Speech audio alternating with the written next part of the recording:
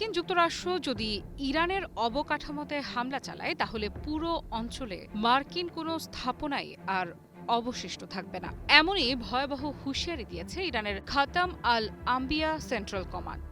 তাহলে কি শান্তি চুক্তির বদলে মার্কিন ইরান যুদ্ধ নতুন এক বিপজ্জনক মোড়ে পৌঁছে গেল?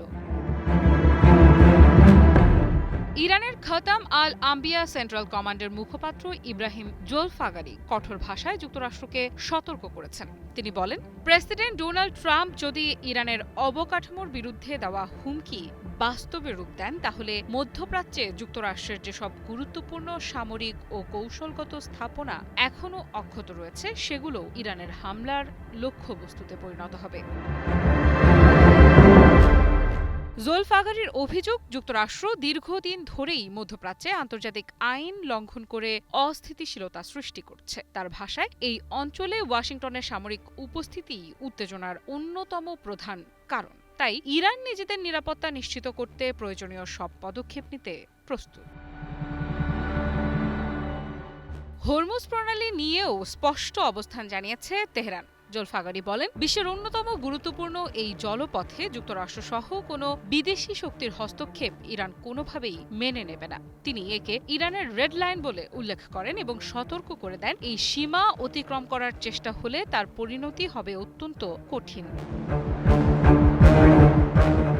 ইরানের এই শীর্ষ সামরিক কর্মকর্তা আরও বলেন, তেহরান এখনো পর্যন্ত ধৈর্য দেখিয়েছে বলেই অঞ্চলের অনেক অবকাঠামো অক্ষত রয়েছে। কিন্তু সেই ধৈর্যের সুযোগ নিয়ে যদি ইরানের ভেতরে নতুন করে হামলা চালানো হয় তাহলে পরিস্থিতি সম্পূর্ণ বদলে যাবে। তার দাবি, তখন ইরানের সশস্ত্র বাহিনী এমন জবাব দেবে যার প্রভাব পুরো মধ্যপ্রাচ্য জুড়ে অনুভূত হবে। জোলফাগারি বলেন, শত্রুরা যেন ভুলেও না ভাবে কঠিন পরিস্থিতিতে ইরান পিছু হটবে, বরং সংকট যত গভীর হবে ইরানের প্রতিক্রিয়াও তত বেশি শক্তিশালী হবে। তার ভাষায়, পরবর্তী জবাব কোনো সাধারণ পাল্টা হামলা নয়, বরং তা হবে আরও ব্যাপক, আরও শক্তিশালী এবং আরও ভয়াবহ। JBS holdings limited. বিশ্লেষকদের মতে, দুই পক্ষের বক্তব্যের ভাষা যত কঠোর হচ্ছে সংঘাতের ঝুঁকিও তত বাড়ছে। কূটনৈতিক যোগাযোগের খবর এলেও বাস্তবে সামরিক প্রস্তুতি থেমে নেই, বরং প্রতিটি নতুন হুঁশিয়ারি আগেরটির চেয়ে আরও কঠিন হয়ে উঠছে। আফ্রিদা ইফরা, নিউজ 24।